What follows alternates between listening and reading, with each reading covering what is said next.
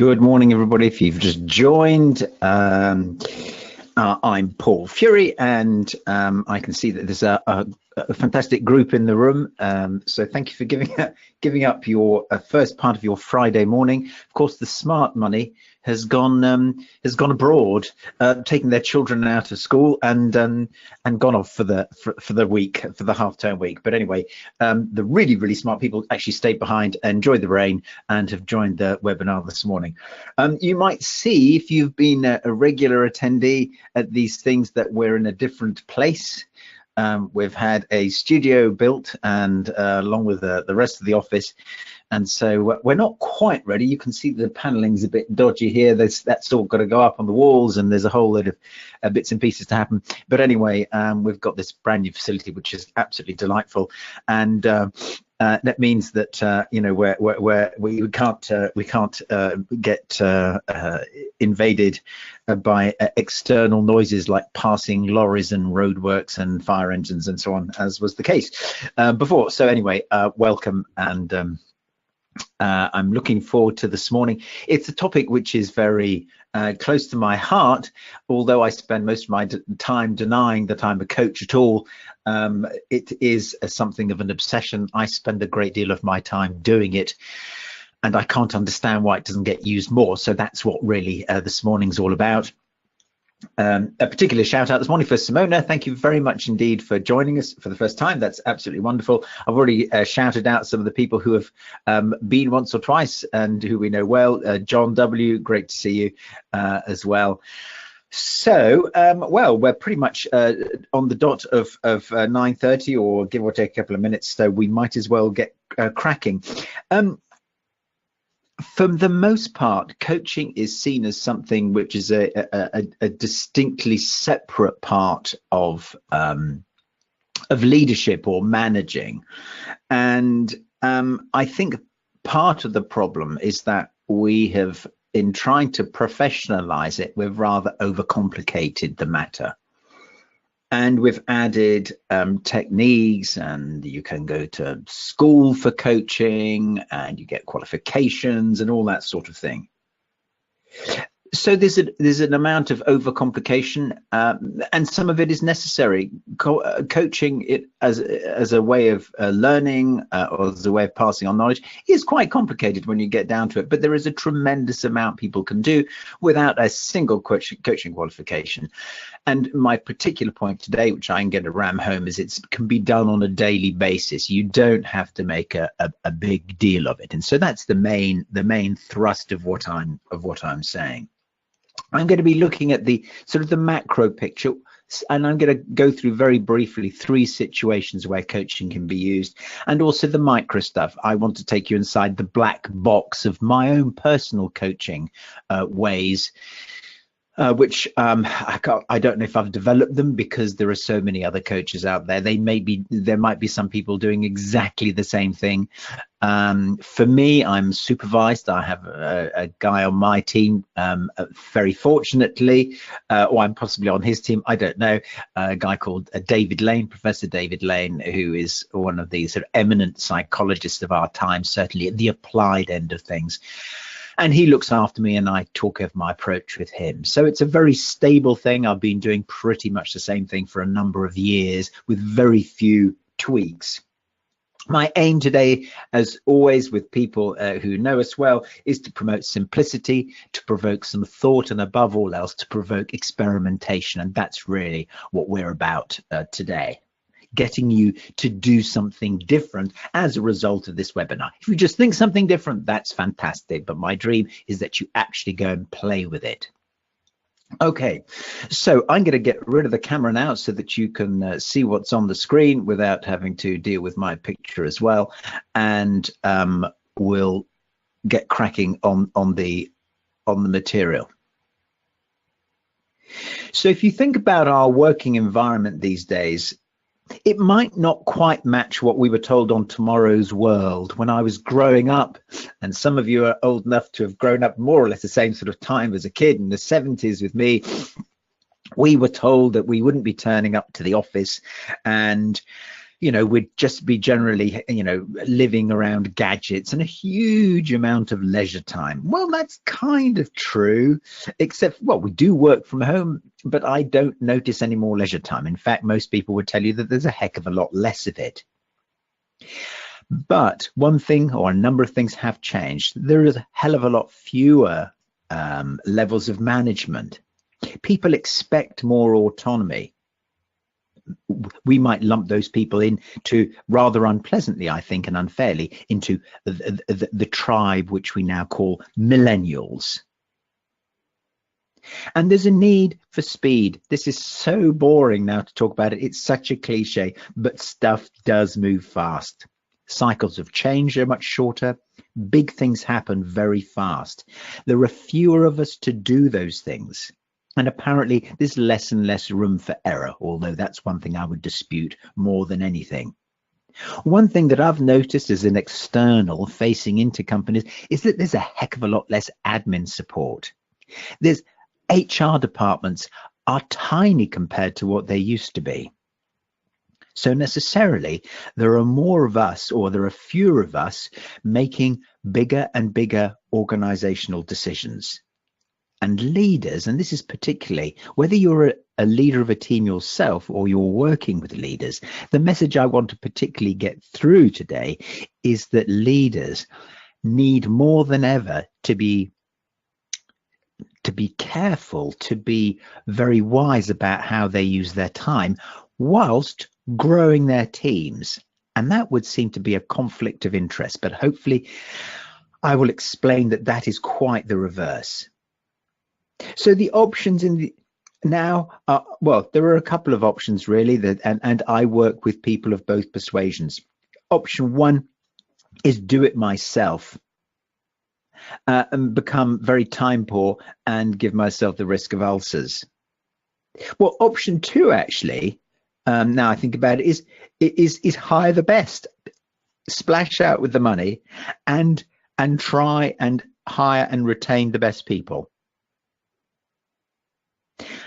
Option three, which is what we're talking about today, so there weren't two, there were three options, is to grow my people. But to do that, lots of people talk about, growing the team, developing the team, succession planning. HR leaders talk about succession planning till they're blue in the face and the business glazes over. But actually, helping people to learn as they go along whilst they're in their jobs, helping people to learn to do your job as a leader, for me, is at the crux of this, both succession planning, engagement, but also retention. So coaching, how did it come about? Where was all that from? Well, as my girls are so fond of telling me, in the old days, when I was a young professional, this coaching thing came along and it was all terribly weird. And in fact, the way I used to explain it when I was making cold calls to new organizations, I would say to them, well, if you've got training on one hand, therapy at the other extreme, coaching is somewhere in between. But it turned out that it was a rather unusual way of developing people, and I first encountered it around about 1989 when I was sent on a course for my appalling interpersonal skills. I really don't understand how that was, but basically I was an aggressive little person, fresh from the army a couple of years before, public school, blah blah blah, and all thoroughly unpleasant. And my then manager, Jackie McCourt, fantastic lady, but we did fairly fight. But she said, yeah, I think you might need to go on this course. The course turned out not to be a course at all. It turned out to be an amazing coaching experience, small group and one-to-one coaching experience, which I learned more from there than anywhere else before or since. But it was very difficult to try and explain this to people as coaching got going. And for most people, it still looks like a time-consuming, tricky thing to do. It's hard to quantify the results. It's expensive, and sometimes it simply doesn't work at all. So what I want to do is to see if I can unpack some of the ingredients and maybe entice you to tell people, or if there are any operational people here, and I'm sure there are. You're all operational. You all work with people. You may even have your own teams. I know for sure some of you do. There is room here for something which we could call operational coaching, which means that it is not like therapy.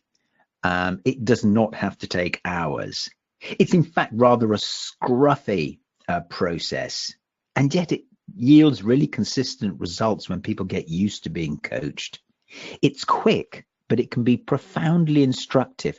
You just trip over stuff when you team up with somebody or a group to get them to think. They trip over stuff. They will overtake your ideas that you can have. Each time when I notice, when I'm both in an official coaching situation or when I'm with my two girls or just out and about in a conversation, sometimes it's in a pitching situation, there are often forks in the conversation where the conversation could go to the left, where I start chattering like a monkey about how brilliant this or that is, or, I start spouting my opinions, or it can go in the other direction, which is towards really creating spaces for the other person to talk and think. I'm going to come on to those spaces later on in this session.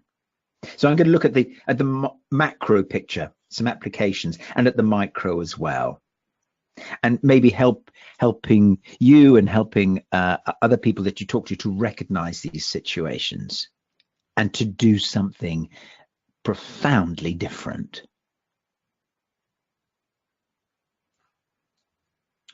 So what have we got? Well, we've got, here's an example. The first of three examples, we've got the unplanned conversation. This is when somebody walks into your office or into your space or up to your cubicle and says, actually, I could do with some help on this, or what do you think about the way I should do this, or do you think we should? So it starts with a question, and apparently often casual question. But for me, there's no such thing as a casual question. When someone takes the trouble to wander up to your desk, they want something. There's an opportunity here to do something. Well, the first thing you can do is to play the meet my dad approach, which is they ask for your help and you step in and you do it for them. You have the conversation. You approach your peer to clear the way. You basically become the fixer, the dad, the mother. The second option that you can take is to go for the spoon feeding approach, which is to actually reassure the person and then tell them what to say and tell them exactly how to do it. You might feel quite chuffed for yourself because you didn't actually step in and grab the baton. You didn't do it for them. You didn't pick up the phone. So this is somewhat better than playing mum or dad. But unfortunately, the other person, the person who's come to you, does not learn. They don't actually get anything out of it except for a quick fix and to move on. And of course, the third option is to actually, well, I call it Q&E, a question or two, and then empathy. What's on your mind isn't a bad way to start. But then listening out for the reservations. Why is the person coming to you in the first place? So if somebody asks me a question, Paul, and this happens, even people who should know better, sometimes a coaching client might feel a bit tired or lazy or whatever. That's a terrible thing to say, lazy. But yeah, some people, we do get lazy, don't we? And they might say, well, what would you say? And after I've said something along the lines of, come on, then it's, I might say, well, it sounds like you you're convinced you don't have the right words, or that you can't do it. And that piece of empathy normally gets people to think, well, I suppose I could. And then we get into the next bit. I'll come on to that in a second. So a very simple question and some listening, some paying attention to the signals is I think, a wonderful way, a very helpful way to handle that impromptu situation. So that's the first possibility. The second possibility, if we're staying at the macro level, is when somebody or when you call a meeting and you suddenly realize that actually it's absolutely packed out. Your agenda is absolutely huge, and you have a couple of possibilities here. Well, you have three possibilities. The first one, and I clicked the wrong one, you see there, I've kind of given you a sneak preview. Well, let me tell you about this one first then. So this one, option 2, funnily enough, is to go into factory mode. So I know a couple of people like this who will take great pride, and to be honest with you, it's really easy for trainers to do and coaches when they're slightly in the training mode or they've got a particular session to run. And certainly in the early days, I did this a lot. I would hurtle through the agenda, I would chop up the time, and I would make it my job to do absolutely everything that I said I would do, because I'd feel terribly guilty if I didn't cover the material. Some leaders will also do it in the belief that just because the people around them are madly keen and everybody's trying very hard, that it'll be okay. The problem is, as you know, I'm sure you've been in these meetings 100 times, is that lots of things apparently get decided, but rather less gets done afterwards. And that's because people actually don't really have time to think it through. They don't feel in control, and too many things go wrong afterwards. Too many things get in the way to make the decision stick.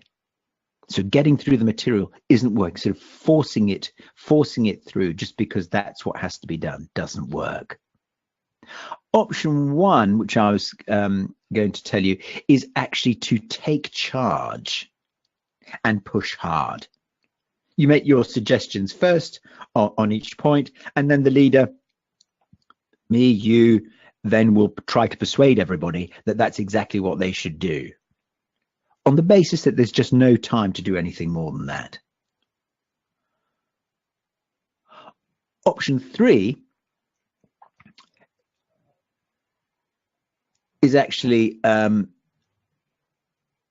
get real, to sit quietly and think and get wise and think, actually, you know what? We need to change the game here. This just isn't going to work. And it's yet surprising how many people behave more like donkeys than gurus. We just go around the well, dragging the water out of the well, round and round and round. And we don't have to do that. Call it habit, call it fear of going off piste, call it fear of not getting stuff done. But the illusion of covering everything just because we want it to happen is, of course, only an illusion. So in this case, actually telling the group that the agenda is too big and asking them to decide what they think should be done is a much better idea. The presumption is that you're meeting with intelligent people, throwing it over to them and saying, okay, we need to do a joint effort now, just deciding what to talk about and what to go through today, and enlisting their minds, which is not to say that you or I, as the leader of the meeting, don't have the ultimate, how shall I put it, responsibility for making stuff happen. But we just, I think, miss the opportunity sometimes to engage the brains of the people who are there, just because we're the leader. So it's do I want to be a donkey leader, or do I want to be a guru? And the guru very frequently turns things round on people and says, well, think about it. Don't ask me. I'll listen, but think. What do we need to do here? What do you need to do here? So making space for people to think and to help us and themselves get out of a jam is extremely powerful. But it takes guts and it takes a departure from the usual. And then there's the third scenario that I came up with, which is we've got to do something. This is often the big thinking session. You know, Q2's figures come out and they're not as good as they're supposed to be, or there's a shareholder meeting or a board meeting and someone drops a bomb on that, and all of a sudden there's a mad frenzy to take action. And again, this surfaces certain leadership styles, should we call them. Option one, which often comes out, is seen as very strong and is often highly respected by boards for as long when they see it, is to take again to lay down the law, to take charge and say, okay, this is what we're doing, you know, follow me, and that's okay. Coming from a military background, it can be very reassuring to hear somebody do that. But in the modern military and the more modern, more coaching leader will say, okay, now tell me why we shouldn't do this. Persuade me otherwise. I'm listening. Let's talk about it. But anyway, that's option one, laying down the law. Option two, which sounds great and very action orientated, is to cast everybody adrift. You say, well, basically, it's a shared problem. Go away and think about it, decide how you're going to, I don't know, generate the extra revenue or whatever it happens to be, and then share your plans at the next meeting. So everybody goes away in their individual rowing boats or in twos and threes, really worried that they've got to come up with some amazing plan. Individuals who leave meetings in that state tend not to talk to each other, because they're too worried, too scared, and too busy coming up with their own plans. And it is very much like being cast adrift. Meanwhile, the leader left behind in the meeting room wonders, or has their fingers crossed, and she has to think, I just hope they come back next week with an idea. Option three in this situation is to have this session, but then set up a framework. Set up a framework in which people can actually have some ideas. And you put some boundaries in. It might be budget. It might be a deadline. It might be who's going to have the final sign off, a time frame, almost certainly. But there's a tremendous amount of excitement that could be generated even around a problem if it is set up correctly. And it's not just renaming a problem an opportunity. Problems are terrific opportunities to pull together. Interestingly, and I this isn't in my script, I just thought of this. Sasha, 15-year-old daughter, Sasha was doing her DOV practice expedition, bronze, not the big one, bronze. And it peed with rain yesterday morning when they got up and so on and so forth. But she came back so positive, so charged and describing and putting me to shame, really. I thought, my gosh, if ever there was an army officer in the making, it's Sasha. How she had dragged somebody around, how she had coached them the previous evening. This other girl had been homesick and crying and so on and so forth. But the group, she said, they were just terrific. It was so much fun. Grim as hell getting up in the rain. But they all pulled together. And I just thought, isn't that incredible? A bunch of 15-year-olds wandering around, walking like I think they walked 25 kilometers yesterday, and they should only have done 13 or 14, but they got hopelessly lost.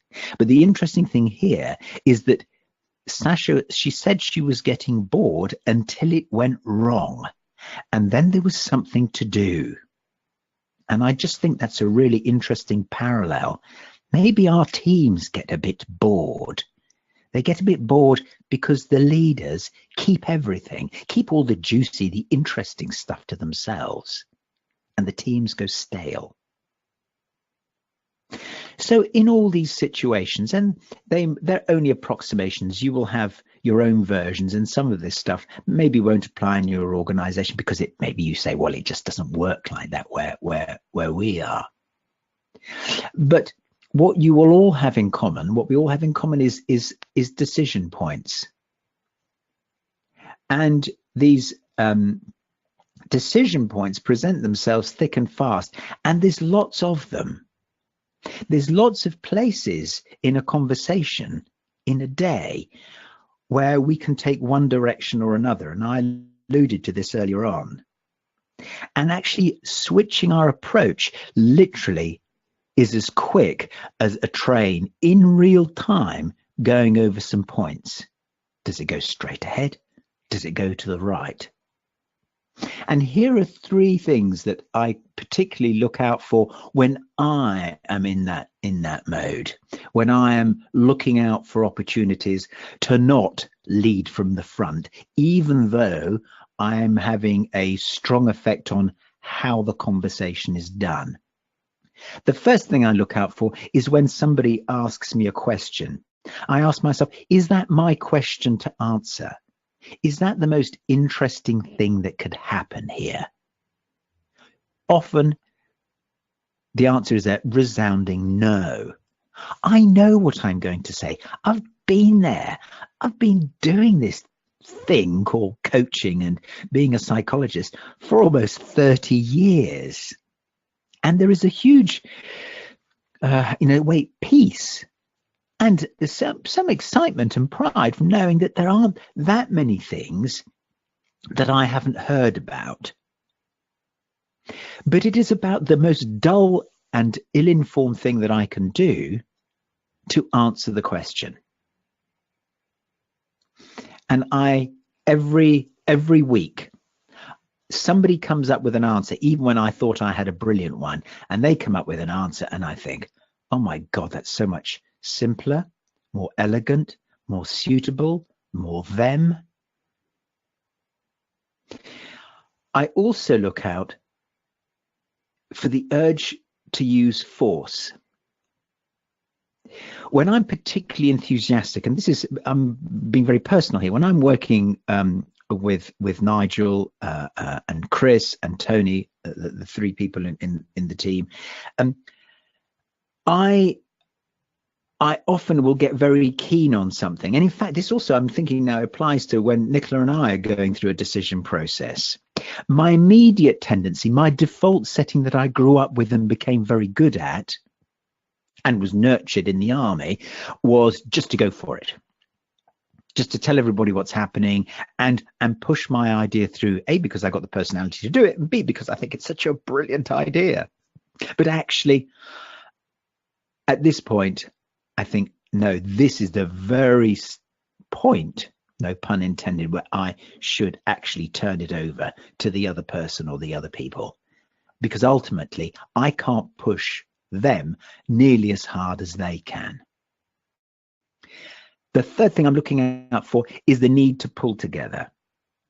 And I see this, and particularly yesterday was a live example. I was working day before yesterday, I beg your pardon, with a group of people, and they really do need to pull together. They have a massive agenda, and they kind of had on the surface, but getting them to talk about it and to talk about what was stopping them was incredibly powerful. We had a couple of hours together. We'd already had a couple of hours together about 7 weeks ago, and already they had noticed marked changes. And after the day before yesterday, I'm sure they would notice more. But that was very much me purely facilitating. I was noticing things. I was handing things over to them for them to decide whether it was worthy of attention. I wasn't telling them what to do or how to do it.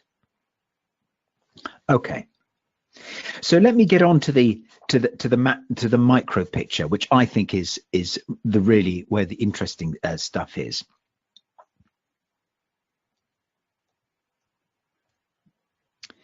So what do I mean by micro picture? Well, what I'm going to do is I'm going to explain, as I said right at the very beginning, the sort of what's inside the black box. What do I do in my own coaching practice? What are some of my reactions and thought processes? And I'm going to go through a fairly in quick order, because there are other little bits and pieces that go on, but often those extra noises aren't as important as the ones that I'm going to explain to you now. So there are essentially there are three things that I'm trying to do. I'm trying to, and I advertised at the beginning, I'm creating safe spaces. And in particular, there are three safe spaces that I'm aiming to do, and I'm constantly keeping an eye on myself. They're safe spaces to talk, think, and experiment. And I'm going to spend a couple of minutes on each of those. The first one, the talk bit. We keep dogs, we've kept them for years now. They have an uncanny ability, if there are any dog owners in the room this morning, they kind of look at you in a certain way. Now, they're not thinking obviously the same, they're not having the same cognitions as us, but there is something very engaging, very pleasing, very alluring, very encouraging when a dog fixes you with their eyes. And then they sometimes do this thing with their eyebrows. They just or they shift their gaze, or they twitch an ear. And this is not because they understand the semantics of what you're saying, but they've noticed a change in you, a change in the volume or the tone of voice. And this is watching dogs listen is a great way to learn to coach, because that's what we're supposed to be doing as coaches. We're spotting those things. We're spotting differences. We're not paying attention so much to the content. Frankly, often I don't understand much of what my clients tell me because it's to do with finance and business, and actually I have almost no interest in it whatsoever. But what I am very interested in is what they're saying, what they're not saying. And all I have to do is to try and keep still and out of the way. I just need to concentrate on how they're saying things and why they might be saying something. And often I'll hear stuff that I don't much like the sound of, but I give myself permission. I tell them, look, while you're talking, I'm going to interrupt you, but I'm going to tell you why I'm interrupting you, and then you can decide whether you want to pay attention to that or not. So that's the first thing. I'm giving people this safe canine space to talk. They often say that dogs don't judge us until we hit them, of course, which is horrible. And that's what we're trying to do as a coach. Now, there is no earthly reason why someone in a leadership position, as a manager, can't spend a few minutes listening. And it literally only does have to be a few minutes. So that's the first bit. The second piece is a safe space in which to think. And this is the one that is often causes me the most trouble, because I am an impatient cove. And as I said to you a few minutes ago, I have all these absolutely brilliant killer ideas. Of course, most of them are total rubbish, but I think they're brilliant. And that's my obstacle. And that is often the obstacle of leaders or managers who think, oh, coaching, bloody hell, oh, no, it's not for me. I don't want to do that. I don't want to become an organizational coach. And here's why it's so challenging. And I want to advertise that. But there is an end in sight in each case. The first thing is that watching somebody thinking out loud is a bit like watching a boat that's broken its moorings. It sort of drifts gently down a river, bumping into a stick here, a branch there. It gets caught for half an hour. It frees itself. And you think, gosh, this is so random. It's so time consuming. The coach, in coaching mode, it feels very slow. For the thinker, things are moving at a pace because there's a whole load of processing going on for them that might not even be spoken. But again, the dog is watching for those pauses, is watching for the twitches, the change in emphasis, the accelerated speech, and is asking himself, what's going on there? And then is actually reflecting that back. So when people are thinking out loud with me, I do see them drifting. And then at some point, that drifting gets much faster as they start to channel their thoughts down a particular path. I said I give myself two opportunities to interrupt. One opportunity is if I hear something I don't like at a values level, I'll flag that up. I'll say, oh, sorry, can I just stop you there? That felt really weird, or I didn't much like the sound of that. What's that about? And they'll explain it. You know, it doesn't matter whether they're agreeing with me or not. I'm just getting them to understand that one other human being on the planet thought that was weird or thought that was nice. The other thing is if people say things to me that just don't stack up, either because I know I'm being thick, or I just don't understand, or they're contradicting themselves. But at these points, it is a bit like going through the rapids. The words speed up, the thinking speeds up, and that's fantastic. So sometimes the boat's going slowly, sometimes it's going extremely fast. We don't really care where the boat is going, and that's, of course, what leaders, managers find very difficult. They want direction, but actually here the job is to let the boat go where it wants to go, the individual, because they are doing the thinking. They're doing all the hard work. As a little sort of triad of thoughts here, three things I'm probably find myself doing: empathizing, summarizing, synthesizing. Empathizing, that one's easy. You sound, you seem, you're obviously, and then the name of the feeling, what I think it's about. And then a little summary here and there, which maybe doesn't have feelings in it, which is, it sounds like you've reached a decision on that, or sounds like what you're saying is that the way to do that bit is this and this and this. And then they can agree or disagree or add to it. And sometimes the synthesis is me having a thought, me having an idea, and that is allowed, and say, but it's always based on something they've said. And I tend to, no, I always give credit to the other person. You've just planted a seed in my head, or something you just said just fired something off in my head. Here it is. And it's offered totally acknowledging the fact that it can and maybe should be jettisoned or only partially consumed by the person being coached. Eventually, we reach the dock. The thinking settles down, and we actually get to where the person says, I think I know what I'm doing now. So that's the thinking bit. But there's other stuff to happen. There's one more really important thing that has to happen. And coaching is a wonderful thing to be doing, an endeavor for leaders. But actually, for me, it's all about what's going to happen tomorrow. What's going to happen this afternoon when you leave this room? So we spend a lot of time experimenting.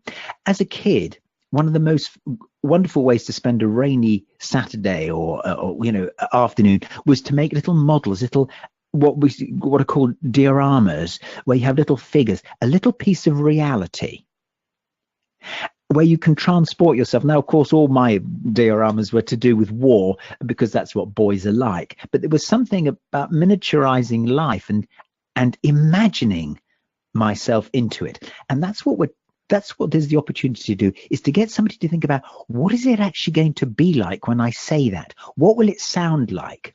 So the things that I will hear myself saying is, what does that sound? What will that sound like? Try it out on me now. And then encouraging people to have another go, particularly if they don't seem very happy with themselves, with something that they've done. And so this running of multiple experiments without even thinking about it, sometimes with a camera, my phone, I might film it and show them so that they can see how it's coming out. This is the bridge between theory and reality. Now, sometimes for a lark, I have a go at, particularly when somebody's saying, "Oh gosh, this coaching thing is, it can take quite a long time." Interestingly, many of my colleagues will do that because they've studied hard for their coaching qualifications. And I must confess, I take great delight in saying, "Let's do something now. 5 minutes, bosh, let's do it." It is absolutely, with a little bit of practice, absolutely possible to let somebody talk and think and experiment in 5 minutes. It can even be done standing by the coffee machine in the office or during a brief walk around the car park. It doesn't take technology.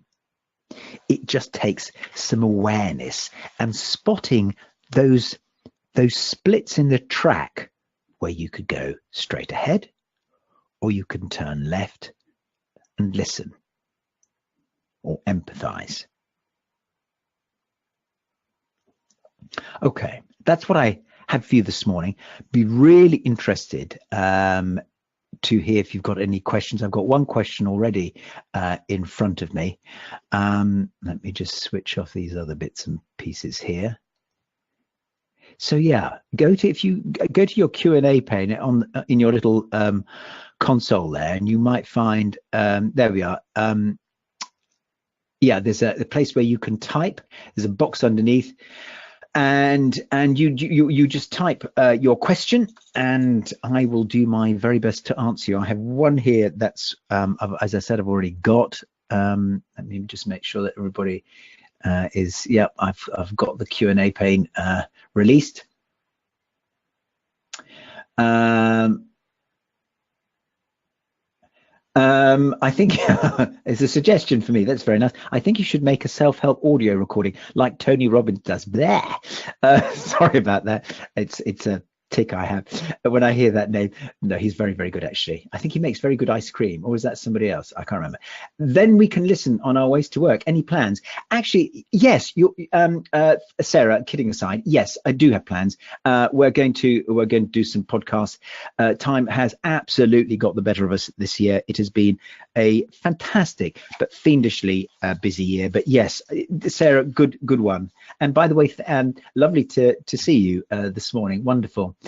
Alan says, do you use a particular coaching model? Well, this is it. You've actually seen it. Let me just turn my camera on. Yeah, you've kind of got it, Alan. It's the model. It's the model with no name. One of the things I went to supervision with initially was I don't follow a model, and what David, in fact, and Joan Staples before him said, well, you do have a model, you just don't have a name for it. And I thought, okay, I can live with that. But if I had to give it a psychobabble a title, it's emergent. So when I'm working with an individual, and that's easy to understand, when you're coaching, it should be emergent. But actually, there are coaches out there which do have a set procedure through action orientated or solution focused coaching. There are steps to get through, and that's what I have an allergic reaction to. I don't like that. I think it forces the issue. So, Alan, it's emergent. I see what happens, but I do have this sort of very thin structure of, letting someone talk, think and experiment, and nudging the boat along, nudging it away from the bank occasionally if I think it's stuck. But that's the extent of it. I wait and see what happens, which isn't madly comfortable always, because when you go and see someone very, very senior, they say, "Ooh, so what's going to happen?" Well, I don't know. Don't ask me. I'm just the coach. You're their client. So it takes a bit of guts to say that. Thanks for the session and the model with no name. Have to go now. John, lovely to see you. Could you go over the synthesize bit again? Asked Jeremy. Yes. Okay. Synthesize. The synthesizing is when an idea pops into my head, and they've said something, but they haven't heard it. So sometimes I say, "Did you hear what you just said there?" And they say, "Well," and I try and say, "Just have a think. Just before you said, And sometimes they'll remember, most times they won't. And I'll say, "You said something like da da da da," and it made me think ABC or XYZ. What about that? and then I get them to chew it over. So that's the synthesis. No, nothing more complex than that, Jeremy. I hope that works for you. Can you share best questions or methods that can be used to help people? Simona, this is, it can be help people develop their thinking. It's an interesting one, Simona. So best questions. You know what? Sometimes have a think, slow down, take your time. I'm going to shut up now. Most of the time, I think we're brilliant thinkers. Human beings are fantastic thinkers, but we just don't have the time. So if I manage nothing else, to slow somebody down during the session, to give them an hour and a quarter, an hour and a half of peace, if I can, is a gift. And it's a gift that their organization is paying for. The number of people, one in particular sticks in my mind, a guy in the banking world down in London, the city, and he thought he had to do coaching in his own time. So we started sending some crazy times like, 7:30 in the morning and 6:15 at night. I said, you are allowed to do this in work hours, very selfishly. And it was a revelation to him. I want to answer the, I think that's just about it, actually. Is that great? So yeah, there was an interesting spot for somebody. Claire said, I think the most impactful thing you've said for me was, is that my question to answer? Yeah. What do I say? Okay, we're out of time. Thank you so much for your questions so far. If you have more, stay on in injury time. I'm just going to do a very quick summary now. So that we don't lose the main threads, or at least so I don't lose the main threads. You may have got exactly what you wanted, but I'm just going to give you that tiny bit more. Bear with. I just need to cross out this particular thing. Experiment. There we go. There we go. Great. All right, here we go. So yeah, final thoughts. Thought number one is actually to look out for these junctures and to look out for these opportunities, to listen out for where you might keep your mouth shut, really, and say over to you. The second thing is to be prepared to watch somebody drift and get quite frustrated in here at some real noodle thinking. But it's worth it, because at some point somebody will, their boat will hit the dock and they will know what to do, and you will have stayed out of the way. And the third thing is helping people to think about, what will it look like? What will it sound like? Do it with me now. Have another go, as a way of preparing them for the reality of what they're going to do 5 minutes later. That's your lot. Thank you so much for joining. As always, thank you so much to Nicola. She does all the hard work behind the scenes, making everything work, all your invitations and everything. The next gig we have coming up is on Friday, the 24th of August. I don't know the topic yet. If you have one that you'd really like me to cover, absolutely delighted to get suggestions. But aside from that, have a fantastic bank holiday weekend, and yeah, get in touch if you need to. But otherwise, I'll see you on the 24th of August. Bye-bye.